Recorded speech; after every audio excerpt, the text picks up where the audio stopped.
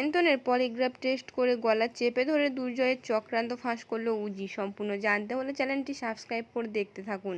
জোয়ার ভাটা ধারাবাহিকের আজকের পর্বে দেখা যাচ্ছে উজি সায়ন্তনকে বলছে, এবার সত্যিগুলো স্বীকার কর, তোর খেলা এবার শেষ।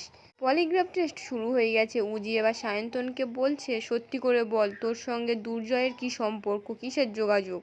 সায়ন্তন তো চিৎকার করে বলছে, আমার সঙ্গে কোনো যোগাযোগ নেই। সঙ্গে সঙ্গে তো লাল বাতি জ্বলে ওঠে।